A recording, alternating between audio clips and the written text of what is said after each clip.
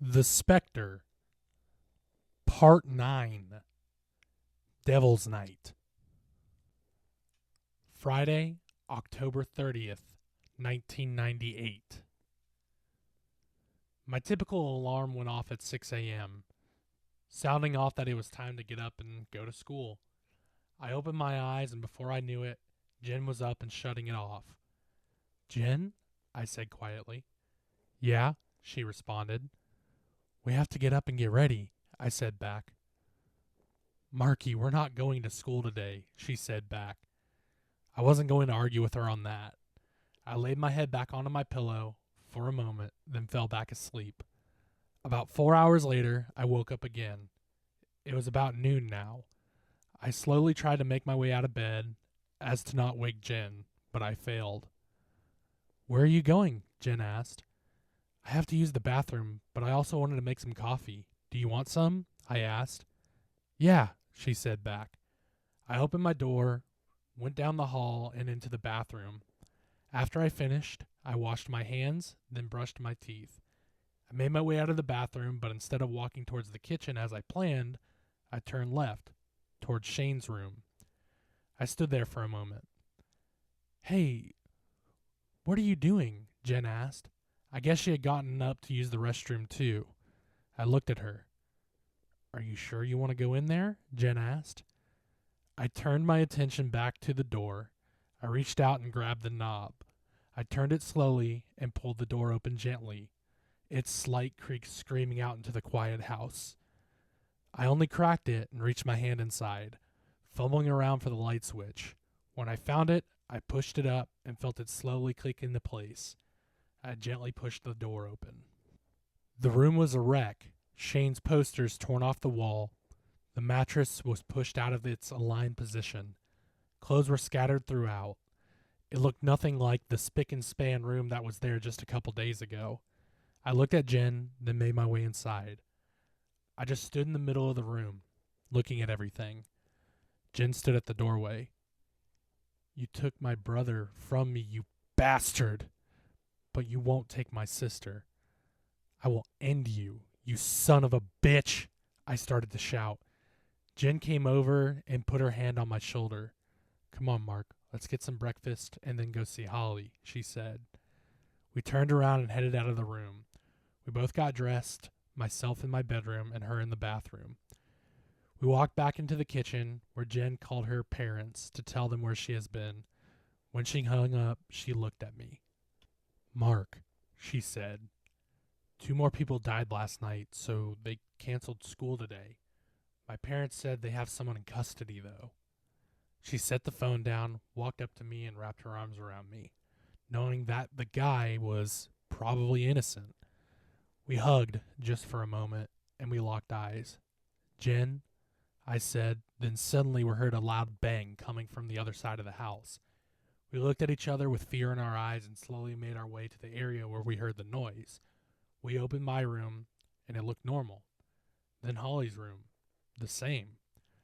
We made our way back to Shane's room, opened the door, and stopped. Suddenly, we heard another bang, this time at the door. I pushed Jen out of the way gently and made my way to the door, unlocking it and opening it with force.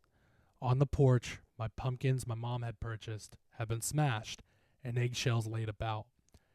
I walked out a few steps to see a car speeding off with people screaming out of it. Don't these idiots know it's called Devil's Night for a reason? I said. Jen came up behind me. Let's get this cleaned up and go to the hospital. We made our way into the kitchen, grabbing a couple trash bags, some paper towels, and some cleaning spray, and cleaned up the mess.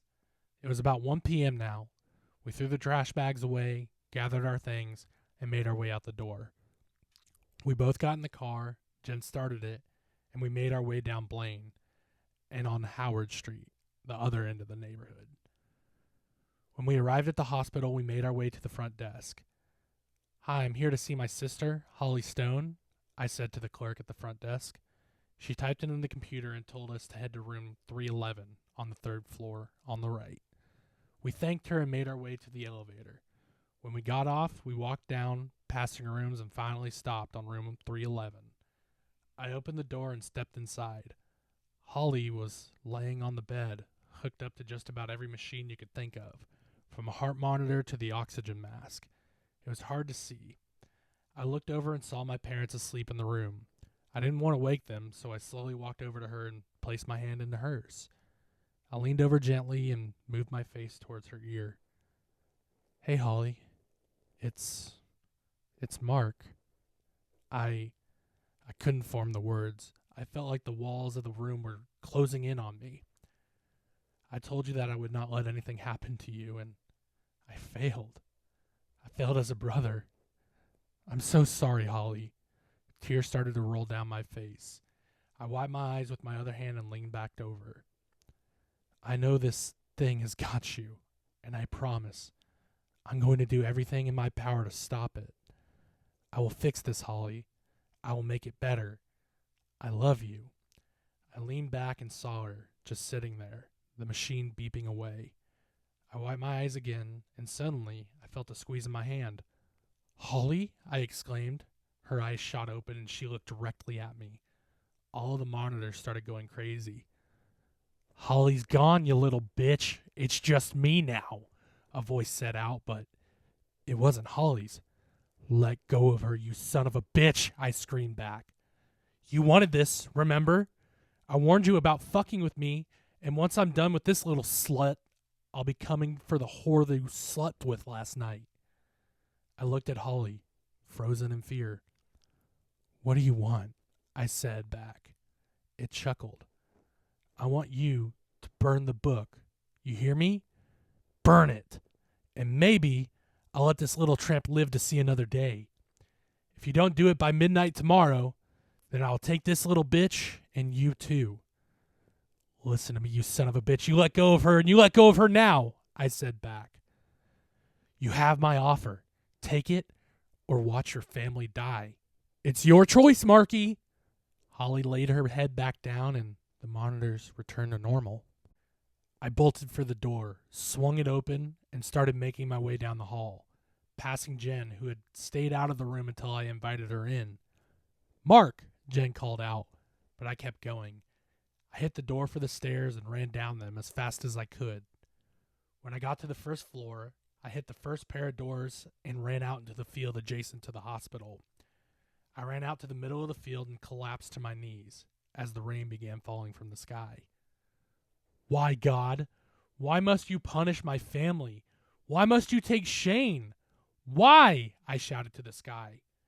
"Mark," Jen cried out as she finally made her way up to me, panting. She dropped down in front of me and took me into her arms. I broke down, crying harder than I ever had before, and I let it come. "What happened?" she asked. "It's got her, Jen. It's got her. And if I don't burn the book, it will take you next," I said into her shoulder, sobbing as snot began to choke me up. "Mark," she pulled away and looked at me, holding my face. "This is what it wants," she said. "It wants to push you away. It wants you to give in to what it wants. Don't let it win. Don't let the Spector win," she said. "What choice do I have, Jen? It's either let it win or my sister dies," I said, looking back at her. "We need to get back to your house now. We need to read the book. There has to be a way to end this without somebody getting hurt," she said back. "Come on, Mark."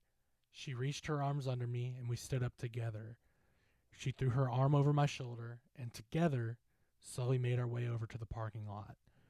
We got into her car, now soaking wet from the falling rain. When we got in, she started the car and the radio clicked on. My shadow. Change is coming. Now is my time. Listen to my muscle memory. Contemplate what I've been clinging to. 46 and 2 ahead of me. When we got back to Blaine, Jen parked the car at her house. We got out and walked over to my house. When we got there, Jen and I made our way into my room. I picked up my bag and set it on the bed. Jen got on the computer and sent a message to Adam and Johnny. It was about 3:30 now, so they should be around. "Adam, Can you pick up Johnny and come to Mark's house? Jen typed out and sent. Adam messaged back. Be there in 30. Jen typed away at the keyboard. Bury Me Alive 82 is typing. Got it. See you in a bit. I took the book out, staring at it for a moment, then set it on my desk. Jen and I then got up and walked into the kitchen.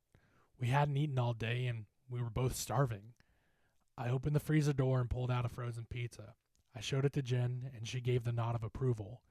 I preheated the oven to 400, and about 10 minutes later, I stuck the pizza in. Around 4:15, we heard a knock on the door. Jen answered it and let Johnny and Adam inside. Hey guys, Adam said as him and Johnny made their way into the kitchen. Jen and I looked at them.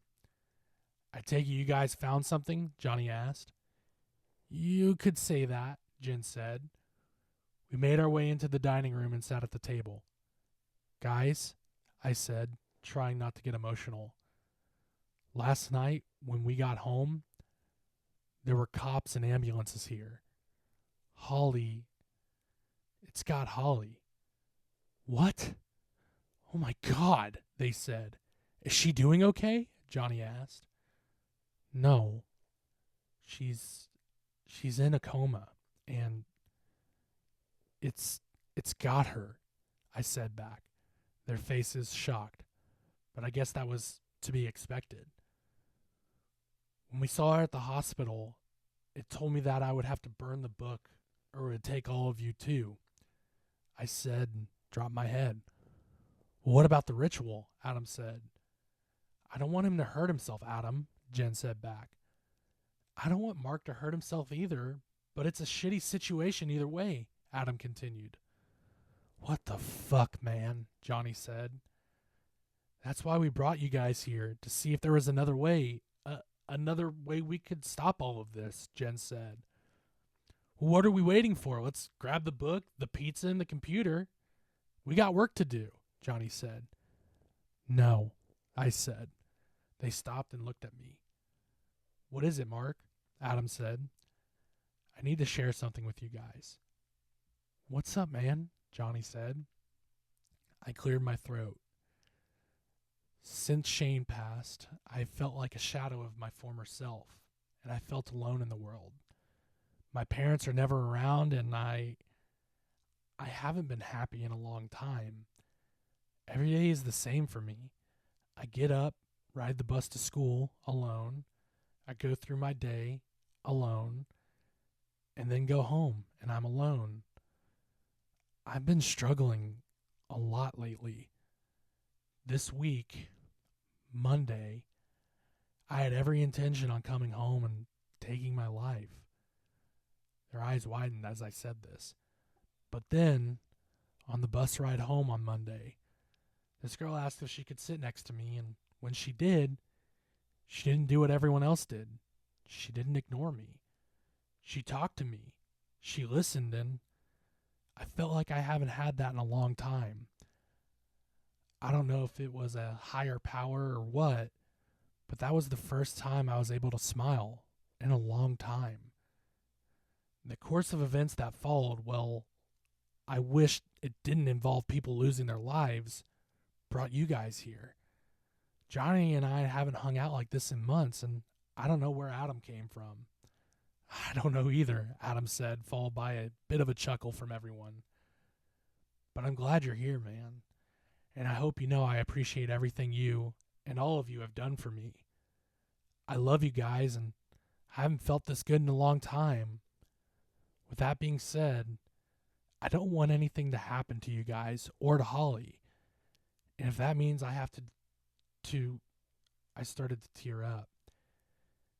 If that means I have to take myself out to stop all of this and save all of you, then that's what I'm going to do.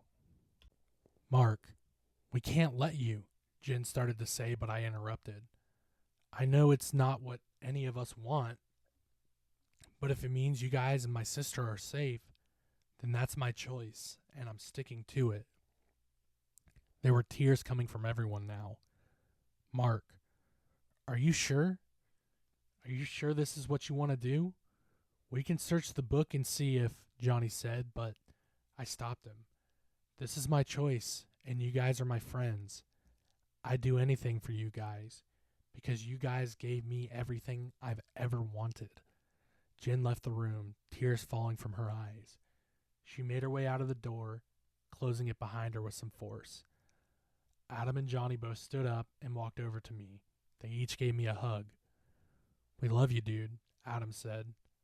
I love you guys too, I said back.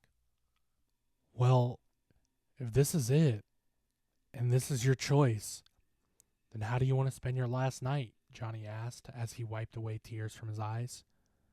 With all of you, I said back. Then a noise cut through the silence. The timer had gone off and it was time for the pizza to come out.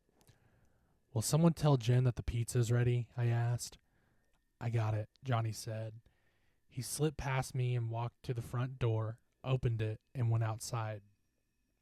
I put the oven mitts on and pulled the pizza out. Where are the plates? Adam asked. To the left of the sink, I said back. Adam walked over and pulled the plates out. Johnny and Jen walked inside and sat in the living room. I cut the pizza up and slid it onto one of those big serving trays my mom had bought. Adam and I walked into the living room where Johnny and Jen were sitting. Jen sat in the middle of the couch and Johnny was in my dad's chair. So, since it's Devil's Night, do you guys want to watch Halloween? Johnny asked. I'm game, I said. What about you guys? Sure, Adam said. Jen remained silent. Let me grab it, Johnny said, getting out of the chair and walking back into the kitchen. I sat down next to Jen. Adam sat on the other side. Hey, I said to her. Hi, she said back, not looking at me. I looked over and Johnny had stuck the tape into the VHS player and clicked play. John Carpenter's Halloween popped onto the screen. When the movie ended, it was about 7:30. The pizza was gone, the room lay dark and black. So, I guess we each need to bring a personal belonging tomorrow. Where are we going to meet? Adam asked. Hyde Park, where all of this started, I said back. When? Johnny asked. Nightfall. We'll meet in the parking lot and make our way into the woods, I said. All right, come on, Johnny, let's go home. I stood up and hugged them both, saying thank you to both of them. It was an extended hug. Then, Johnny ejected the tape from the VHS player, and they both made their way out the front door. I opened the door for them. See you guys tomorrow. Good night, Jen, they said as I let them out, locking the door behind them. The phone in the kitchen then rang. I walked into the kitchen and picked it up. Hello? I said. Hey, Mark, a voice said back. Hey, Mom, how's Holly? She's about the same. The doctor said that her condition is mostly unchanged. But we have to stay positive. I just wanted to check in on you. I heard you made a quick visit today. Yeah, Jen and I stopped by, but not for long. Well, that's nice of you to do. If you need anything, please call the hospital and use the extension. You still have it, right? Yeah. Hey, Mom, did you hear anything while I was there? You guys were asleep and... Did you hear anything? I started to ask if she had heard me shouting, but I figured I wouldn't open that can of worms. Nope, not until the door shut. I asked the nurse if anyone had stopped by, and they said 2 teens did. I assumed that was you and Jen. I was shocked. I fully yelled at the damn thing, but they didn't hear it. Yeah, that was me, I said to my mom. Well, it's getting late. You get some rest. I will, I said back. I love you, Mark, she said. I love you too, Mom. You and Dad.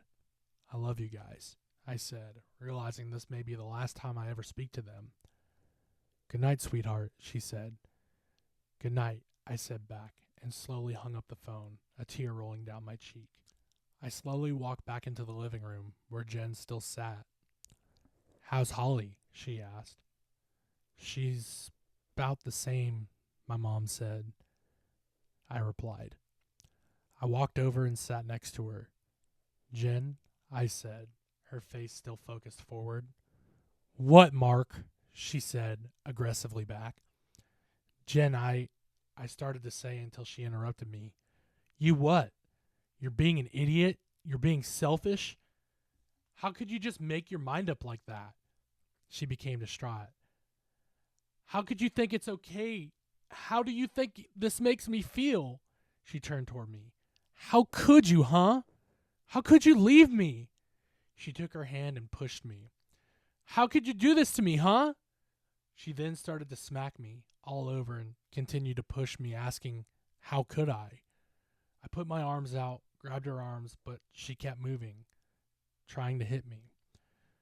How could you do this to me? She said, crying now, and so was I. Jen, stop, I said, holding her arms. I don't want to lose you. Her cries became harder and harder. I took my hands off of her and grabbed her, pulling her in. Her tears fell into my shoulders as she wept away. Mine fell into hers as well. We sat and held each other for what felt like hours. Jen, I love you, I whispered into her ear. She lifted her head off of my shoulders and looked at me in the eyes. I looked back into hers. You, what? She said back. I love you, I said again. She stared at me, speechless. Slowly, I took her hand into mine. Thank you, I said to her. Thank you for everything. I don't know what tomorrow is going to bring, but if this is really my last night, if this is the last night we spend together, then I want you to know I love you. I said to her, my eyes locked onto hers. I saw a tear roll down her face. I never thought I would meet someone like you, and you saved my life. You have no idea how hard this decision was for me to make, but I need you to know that I love you, I said again. I felt her hands move their way onto my cheeks, her eyes still locked onto mine. She slowly leaned in. I leaned in too, my heart pounding. My hands got clammy, our lips almost touching. Look at these two lovebirds, a voice said out. We turned towards the TV, and there it was. It was him, the Spector, standing in front of the TV not 5 feet away. Jen's hands clasped into mine. She jumped into my lap and buried her head into my shoulder. What the fuck do you want? I shouted at it. Jen's body tensed up as I did. You know what I want, you little fuck. I told you. Either you burn the book or you will watch your friends die. It's your choice. Jen lifted her head and looked at him, his tall, black figure menacing over us. If you put one hand on him, I'll rip you to shreds, you bastard, she shouted at him. Oh, Jen, silly girl. You'll be with me soon enough. Just take that razor to your skin, let it cut you deep like you always do. That's why you left Callaway, right? People called you the slut who put out to anyone who had asked. Isn't that right? Who do you think got Tim to put out that little rumor? Who do you think was behind all of this? You fucking bastard, leave her alone, I shouted. Oh, she'll be mine soon enough. Just like you will be, Marky. I look forward to sucking the life out of both of you and your stupid friends. You have until midnight tomorrow to give me what I want, and if you don't, you know what comes next. The Spector opened its mouth, showing its sharp, red and yellow stained teeth. Give me what I want, Marky, or there'll be hell to pay. Midnight tomorrow, bitch boy, or else Holly is mine. Then I'm coming for you. It pointed at Jen. Fuck you, I shouted, and suddenly it disappeared. Jen's face still buried into my shoulders, crying again. I've got you, Jen. I'm here. I won't let anything happen to you, I said to her. Her body shook as I rubbed her back. I won't let that thing get to you, I said again. Mark, what are we going to do? She said back. I gently pushed her back onto the couch, unlatched my arms, and stood up, breaking her grip on me. I walked to the front of the TV where it once stood, facing away from Jen, thinking. I turned towards her. Her eyes looked up at mine. I looked into her eyes, the room illuminated by the TV light. I took a deep breath and let it out sharply. Tomorrow, I'm going to kill that son of a bitch. Her eyes still locked on mine.